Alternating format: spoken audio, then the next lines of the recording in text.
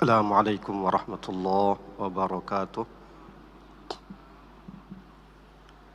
Alhamdulillahilladzi hadana lihadza wa ma kunna linahtadiya laula an hadanallah. Asyhadu an la ilaha illallah wa asyhadu anna Muhammadar Rasulullah. Allahumma salli wa sallim wa barik ala sayyidina Muhammadin ibni Abdullah wa ala alihi wa ashabihi wa man tabi'ahu wa walah, amma ba'du.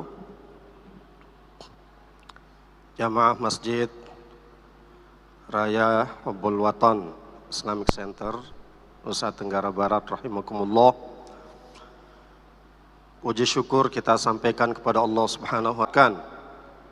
Nikmat-nikmat Allah ini untuk melaksanakan kewajiban kita. Kewajiban melaksanakan sholat, kewajiban menuntut ilmu. Mudah-mudahan dengan demikian Allah terus menambah nikmatnya untuk kita semua.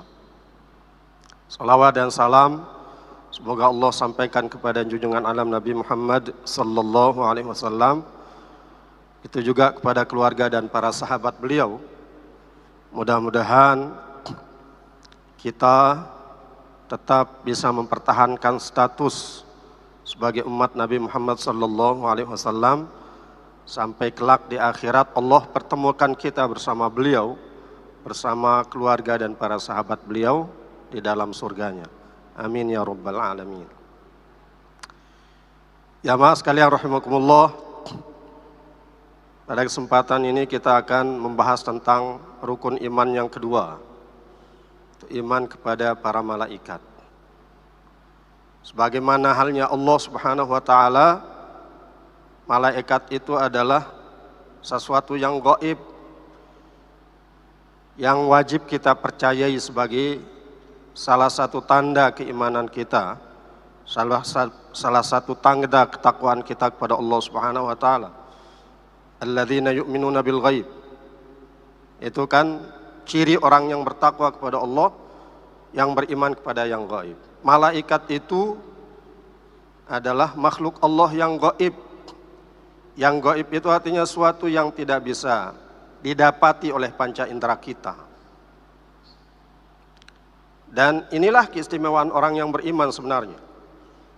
Meyakini sesuatu yang tidak bisa dirasakan, sesuatu yang tidak bisa dia lihat, sesuatu yang tidak bisa dia dengar. Ketika kita bisa meyakini sesuatu yang tidak bisa didapati dengan panca indera kita, itu adalah keistimewaan. Kalau orang hanya bisa mempercayai sesuatu yang ia lihat, itu biasa. Mempercayai sesuatu yang bisa ia dengar, itu biasa. Mempercayai sesuatu yang bisa dia raba, itu biasa. Tapi kalau kita yakin dengan keberadaan sesuatu yang tidak bisa didapati dengan panca indera kita, itulah keistimewaan. Maka orang-orang yang beriman itu orang-orang yang istimewa. Jamaah sekalian rahimakumullah, sebagai orang yang percaya kepada kebenaran Al-Quran dan kebenaran apa yang terkandung di dalam Al-Quran, tentu hal yang membuat kita yakin dengan keberadaan para malaikat itu adalah firman Allah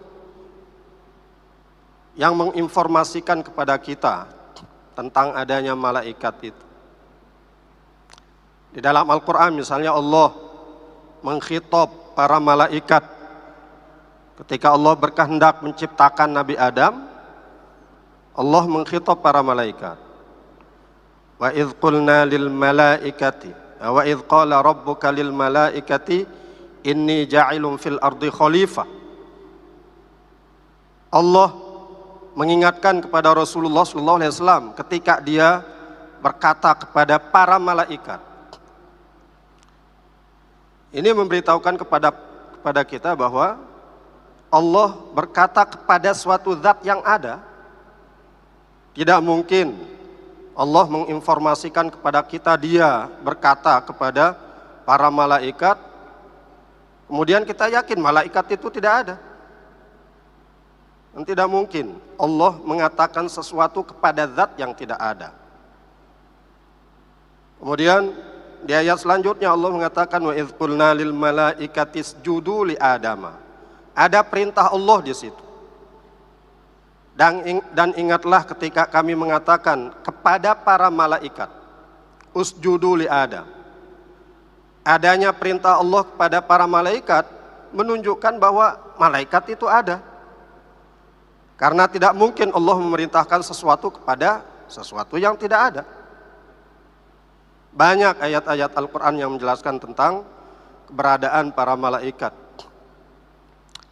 Maka yang perlu kita ketahui tentang malaikat itu, tentang hakikat malaikat itu, yang pertama adalah dia diciptakan dari apa? Para malaikat itu diciptakan dari apa?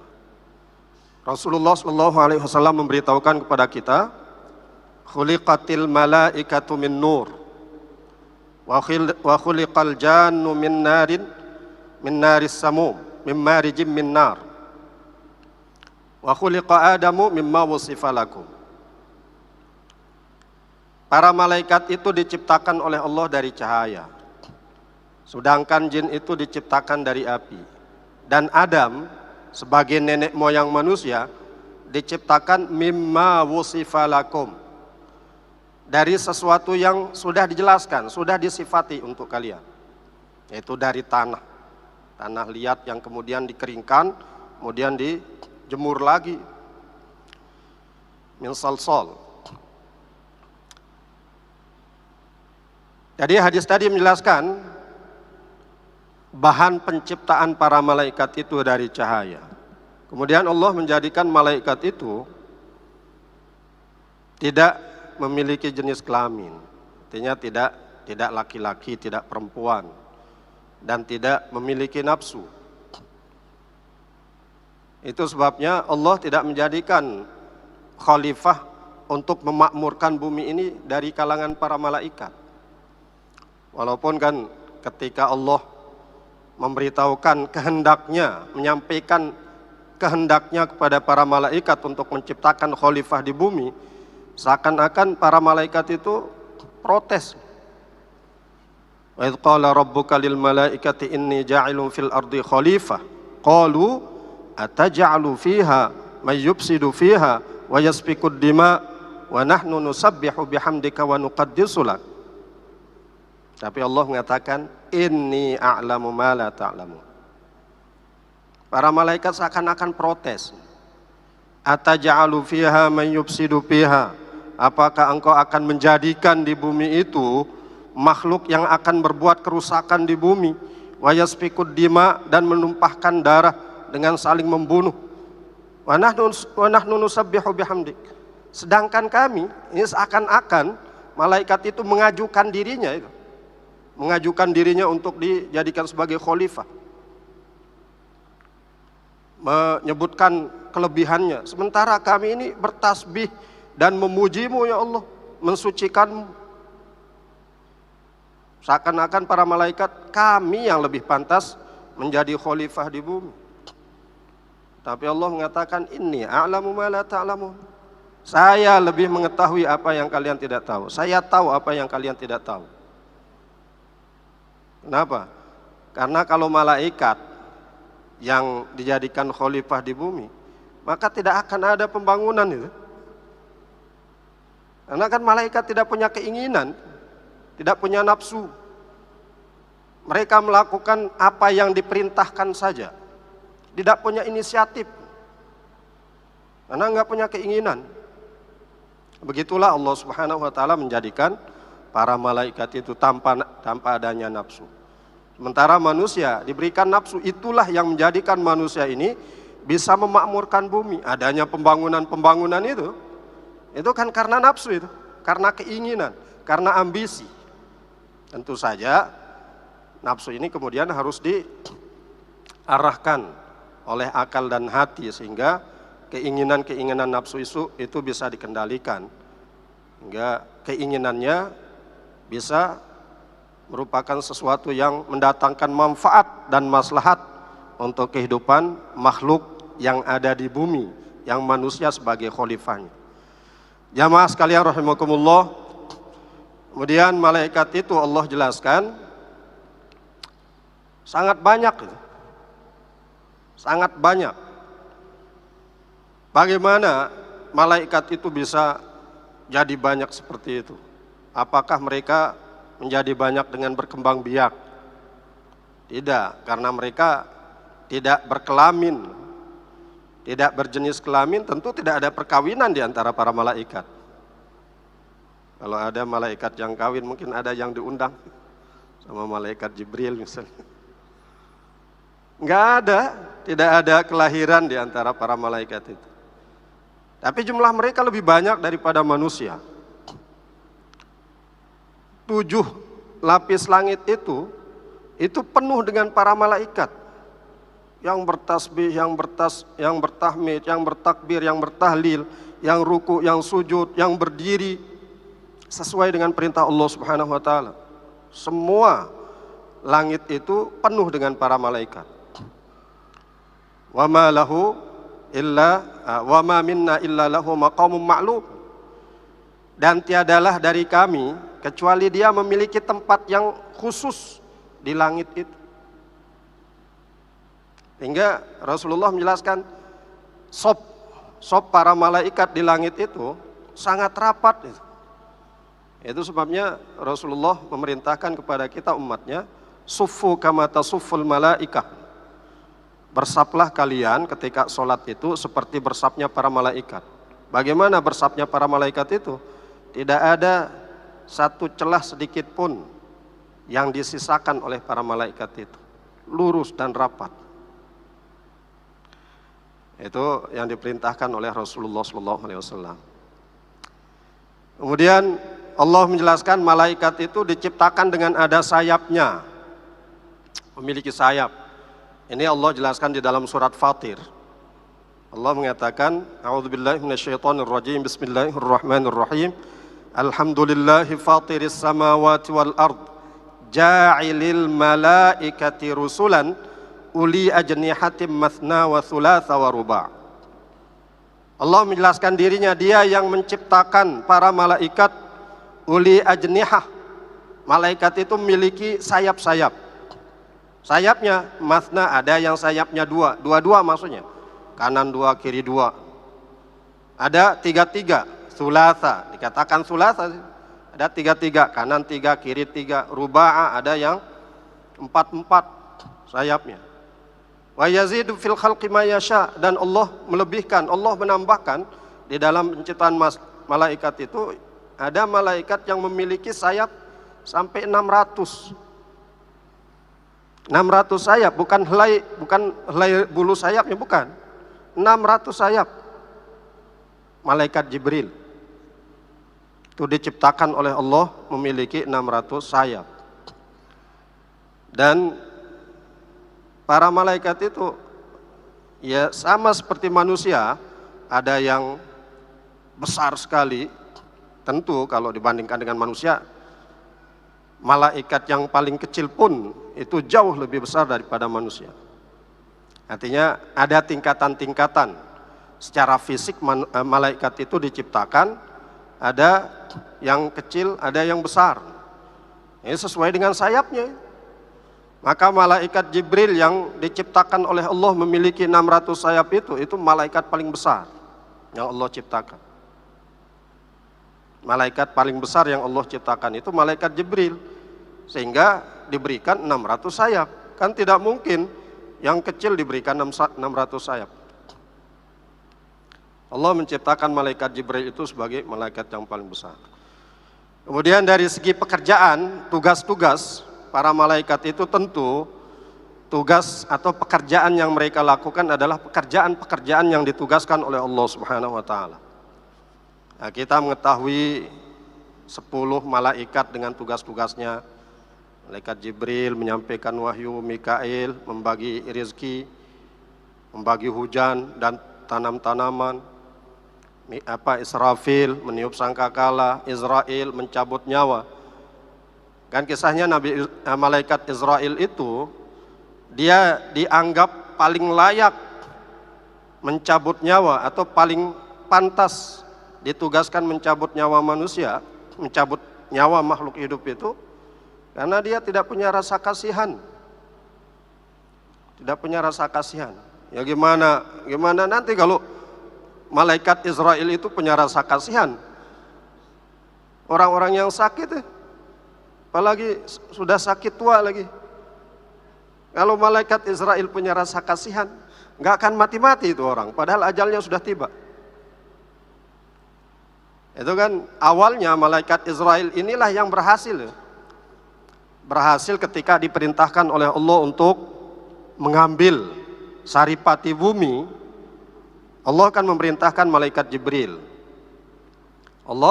Malaikat Jibril kemudian menyampaikan kehendak Allah untuk mengambil dari bumi itu saripatinya untuk dijadikan sebagai bahan penciptaan manusia.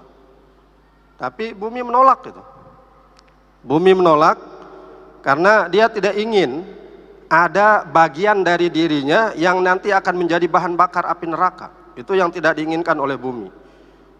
Sehingga bumi tidak mau saripatinya itu diambil sebagai bahan penciptaan manusia. Ini tidak berhasil malaikat Jibril itu. Kemudian Allah mengutus malaikat Mikail. Malaikat Mikail juga tidak berhasil. Akhirnya Allah mengutus malaikat Israel. Malaikat Israel ini mengambil pengalaman dari kedua temannya itu. Dia tidak ingin gagal.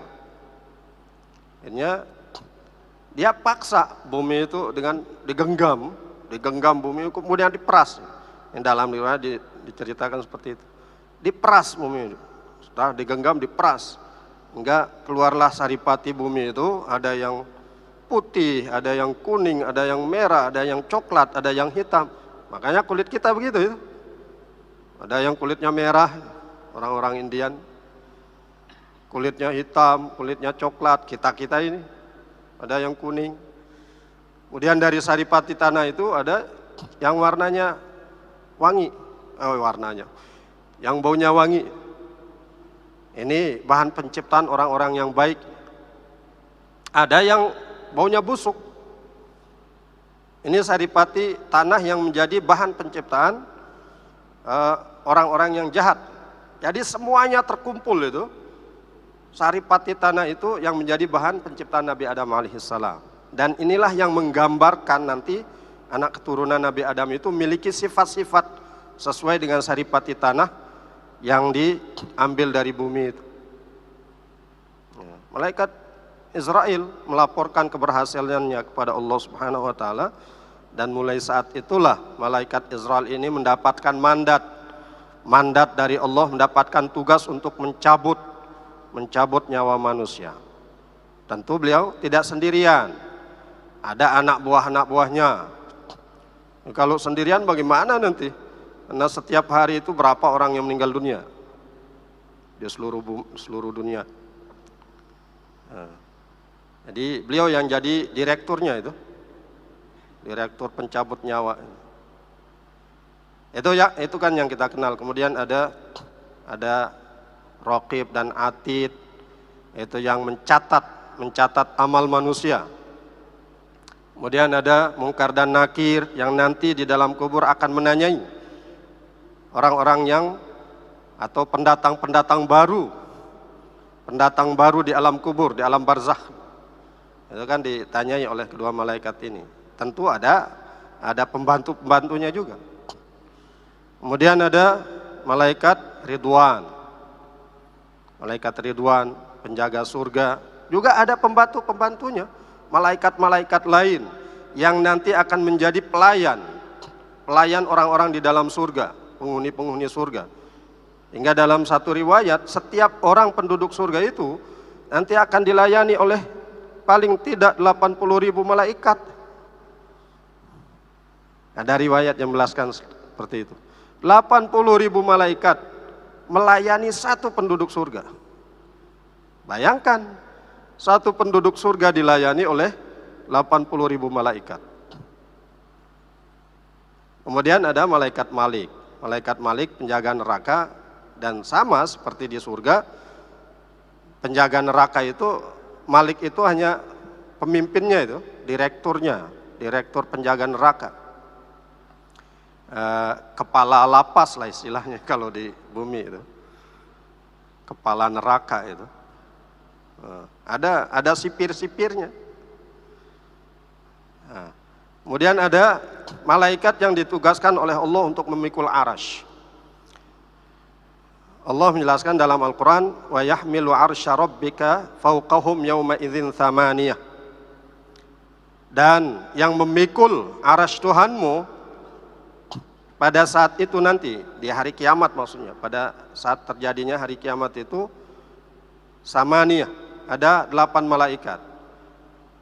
Jadi saat ini yang memikul arasy itu baru 4, baru 4. Jadi para ulama menjelaskan saat ini dalam kehidupan dunia yang memikul arasy Allah itu 4 malaikat.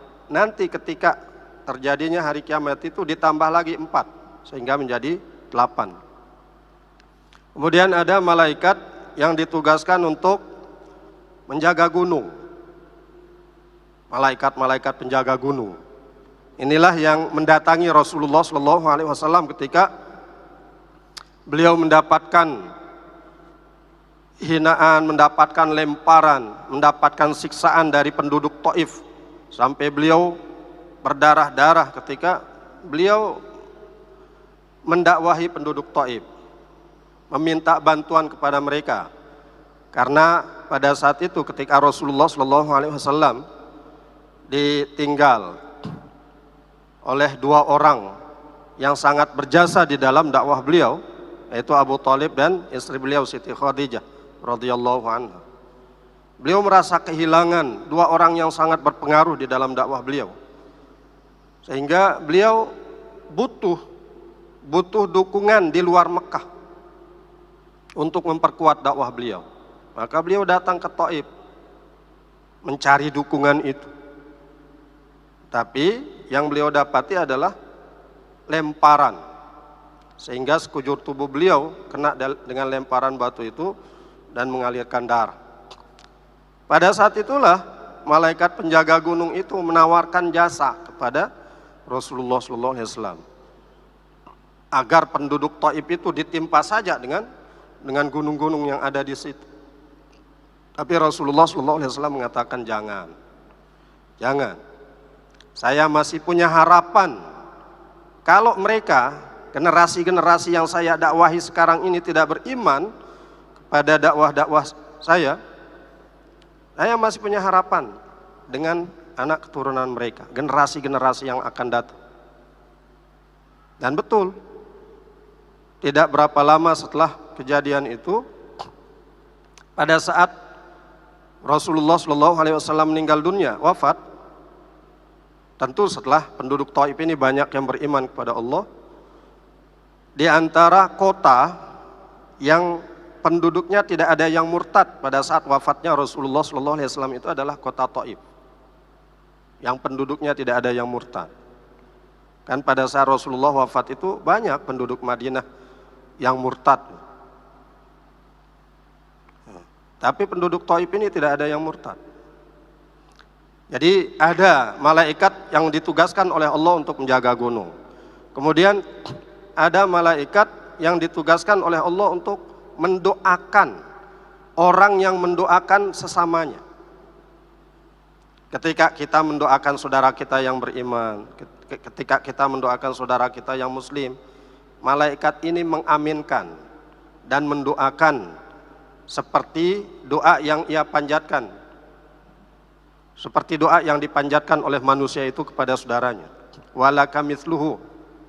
Ketika kita mendoakan kebahagiaan untuk saudara kita, maka malaikat itu mendoakan kita juga supaya kita mendapatkan kebahagiaan yang sama.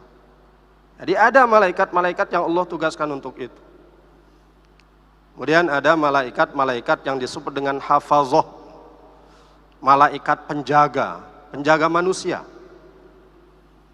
Ini yang Allah jelaskan di dalam surat Ar-Ra'd ayat 11. Allah mengatakan, lahu mu'aqqibatun min baini yadayhi wa min khalfihi yahfazunahu min amrillah. Innallaha la yughayyiru ma biqaumin hatta yughayyiru ma bi anfusihim. Wa idza aradallahu biqaumin su'an fala maraddalah. Lahu mu'aqibatum min baini yadayhi wa min khalfihi. Bagi setiap manusia itu ada mu'aqibat, ada malaikat-malaikat. Min baini yadayhi, yang ada di hadapannya, wa min khalfihi, dan yang ada di belakangnya. Yahfazunahu, mereka malaikat-malaikat ini menjaga manusia itu min amrillah, dengan perintah dari Allah. Jadi ada para malaikat yang Allah perintahkan untuk menjaga manusia. Ketika menafsirkan ayat ini, Imam Ibnu Katsir mengutip sebuah riwayat yang diriwayatkan oleh Imam Ibnu Jarir At-Tabari. Beliau meriwayatkan sebuah hadis yang menjelaskan tentang Sayyidina Utsman bin Affan. Suatu saat mendatangi Rasulullah SAW dan bertanya, "Ya Rasulullah, kam lil abdi minal malaikah?" Ya Rasulullah, berapa bagi setiap hamba Allah itu berupa para malaikat? Berapa malaikat yang ditugaskan oleh Allah untuk menjaga setiap hambanya, setiap manusia? Maka Rasulullah SAW menjelaskan, ada malaikat yang ditugaskan di kanan. Ini mencatat kebaikan-kebaikan. Ketika kamu melakukan satu kebaikan, malaikat ini akan mencatat 10 ganjaran kebaikan itu. Kemudian ada malaikat yang bertugas di kiri. Ada malaikat di kiri.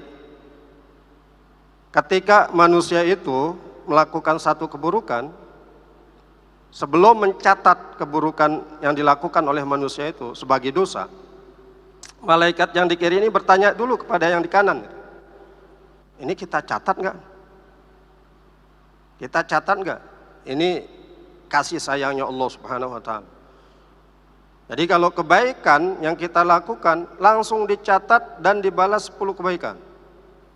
Tapi kalau keburukan yang kita lakukan tidak langsung dicatat, bertanya dulu itu malaikat yang di kiri kepada yang di kanan, kita catat nggak nih? Yang kanan bilang, jangan dulu. Kita tunggu dulu. Siapa tahu dia beristighfar, siapa tahu dia bertobat. Kita beri kesempatan. Bahkan di dalam sebuah riwayat dikasih kesempatan 7 jam. 7 jam. Kalau selama 7 jam dari dia melakukan kejelekan itu, dia tidak beristighfar, dia tidak bertobat, maka sampai 3 kali malaikat yang dikirim bertanya, kita catat nggak nih? Sudah 3 kali tidak ada istighfar yang dia ucapkan, maka malaikat yang di kanan menjawab, catat. Biar kita tenang dari kejahatan yang dia lakukan. Ini sudah diberi kesempatan sampai 7 jam, dia tidak beristighfar juga. Ini artinya dia tidak punya rasa malu terhadap Allah, tidak punya rasa malu terhadap kita yang menjaganya. Itu 2. Kemudian Rasulullah SAW menjelaskan, ada malaikat yang di depan, ada malaikat yang di belakang. Seperti tadi dijelaskan di dalam surat Ar-Ra'd itu. Sudah berapa itu? 4. Kemudian ada malaikat yang ditugaskan untuk menjaga, menggenggam ubun-ubun. Nah, ini yang menjaga manusia itu, kalau dia tawaduk kepada Allah, maka malaikat ini akan mendoakan supaya dia diangkat derajatnya oleh Allah. Tawaduk artinya dengan dia sering sujud, kan ubun-ubun ini. Tapi kalau dia menyombongkan diri, maka malaikat inilah yang mendoakan dia supaya mendapatkan azab dari Allah. Jadi berapa itu? 5. Kemudian Allah menugaskan 2 malaikat menjaga bibir. Jadi bibir atas, bibir bawah itu ada penjaganya. Ada penjaganya. Dan Rasulullah SAW menjelaskan, kedua malaikat ini tidak menghafal dari apa yang diucapkan dari bibir manusia itu kecuali sholawat kepada Rasulullah SAW. La yahfazani minhu illa as-salatu ala Muhammadin. Ini sabda Rasulullah SAW. Kedua malaikat yang menjaga bibir itu tidak menghafal dari manusia itu kecuali ucapan sholawat. Udah berapa itu? 5. Kemudian 7. Kemudian 1 di mulut. ini yang menjaga mulut. Ada malaikat yang Allah tugaskan menjaga mulut. Malaikat inilah yang menjaga manusia ketika baik pada saat dia tertidur ataupun dia terjaga. Ketika dia tidur, malaikat ini tidak membiarkan apapun masuk ke dalam mulut manusia itu. Nah, sehingga kita aman ketika kita tidur itu. Kita tidak tahu mulut kita ngangaknya seberapa lebar itu. Yang bisa saja, jangankan semut, tikus saja bisa masuk. Nanti dia kira lubangnya itu mulut kita. Tapi kenapa tidak masuk? Karena Allah menugaskan ada malaikat yang menjaga mulut kita itu. Maka Rasulullah di dalam riwayat itu menjelaskan, malaikat ini tidak membiarkan satu ular pun masuk ke mulut manusia itu. Itu 8. Kemudian 2, Allah tugaskan menjaga mata. Sehingga setiap siang hari itu 10 malaikat yang menjaga seorang manusia itu. Di malam hari lain lagi itu, beda lagi. Jadi setiap sehari semalam itu ada 20 malaikat yang Allah tugaskan untuk menjaga manusia. Setiap manusia dijaga oleh 20 malaikat. Siang hari 10, malam hari 10. Walaupun kemudian hadis ini oleh Imam Ibnu Katsir dianggap sebagai hadis gharib jiddan. Tapi untuk sebuah keyakinan, apalagi ayat tadi mengatakan Allah menugaskan untuk setiap manusia itu penjaga dari para malaikat. Jadi jamaah sekalian rahimakumullah, ini sebagai pengantar lah untuk pembahasan tentang para malaikat. Kita mengetahui hakikat dari para malaikat itu bahwa mereka diciptakan oleh Allah dari cahaya. Kemudian Allah memberikan tugas-tugas kepada mereka semua, dan semua tugas itu tidak akan dilanggar, tidak akan didurhakai oleh para malaikat. Mereka adalah makhluk Allah yang paling taat. Mereka melakukan apapun yang Allah perintahkan tanpa pernah lelah, tanpa pernah bosan. Jadi jamaah sekalian rahimakumullah, inilah pembahasan awal tentang iman kepada para malaikat, yang intinya adalah bahwa ketika kita mengetahui tugas-tugas malaikat itu ada yang ditugaskan untuk manusia sebagai penjaga, sebagai pelayan, itu artinya bahwa kita manusia ini adalah makhluk yang lebih mulia sebenarnya dari para malaikat, sehingga para malaikat ditugaskan untuk melayani kita bahkan sampai di akhirat nanti di dalam surga itu. Maka kita harus jaga status mulia yang Allah berikan kepada kita ini dengan tetap menjaga keimanan kita kepada Allah Subhanahu wa taala.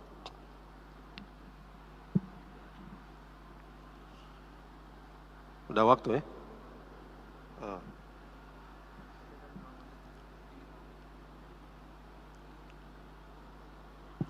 Kami persilahkan kepada yang ingin bertanya.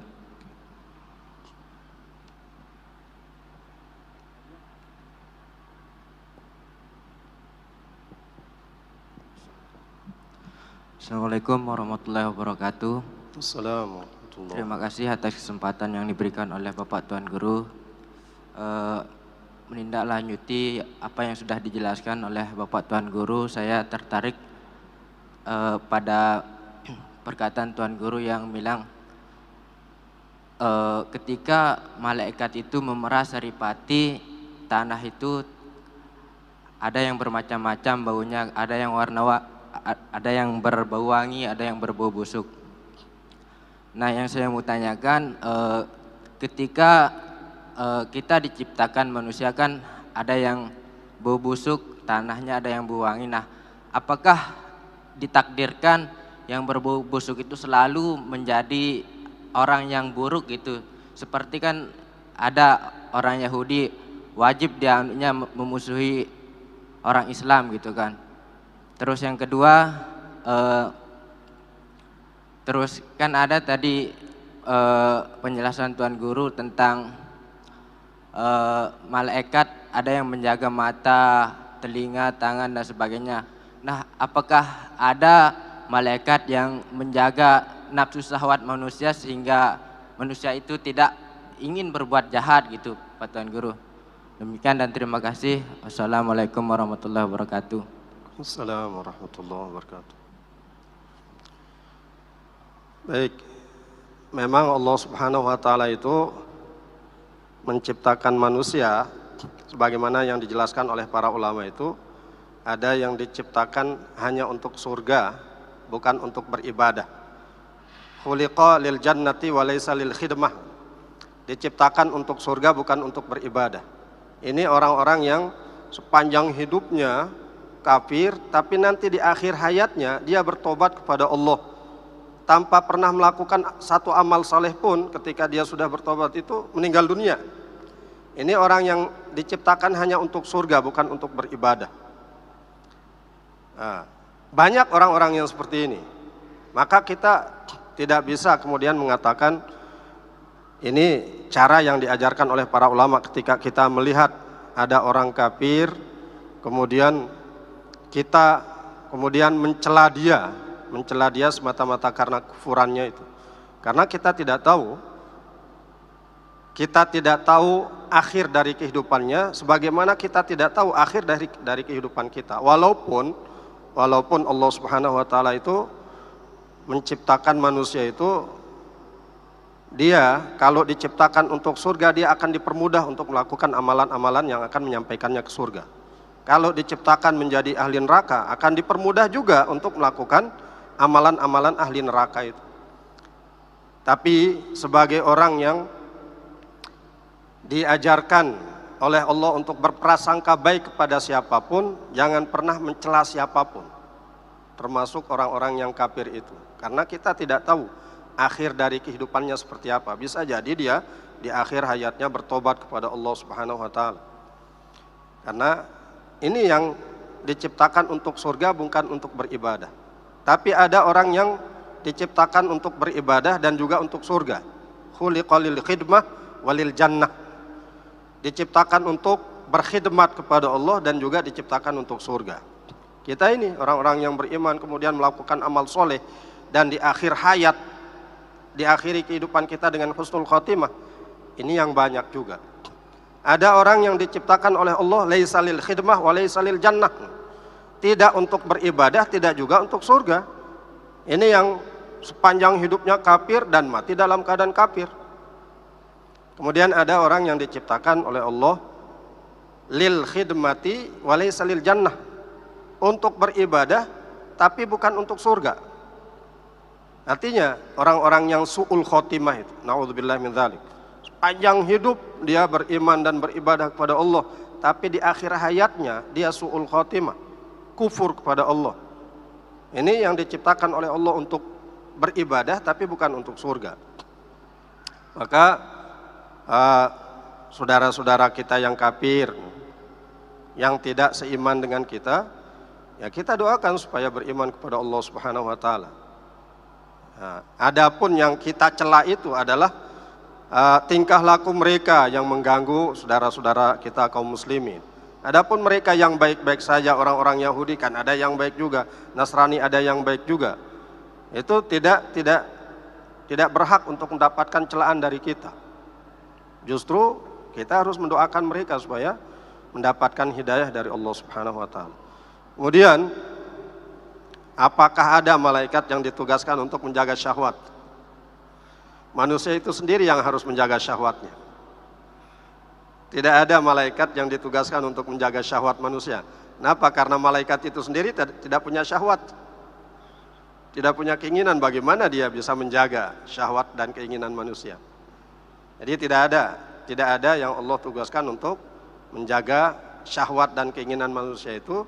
Justru ketika itulah manusia itu sendiri yang harus berusaha untuk memanage hawa nafsunya itu. Wallahu a'lam bishawab.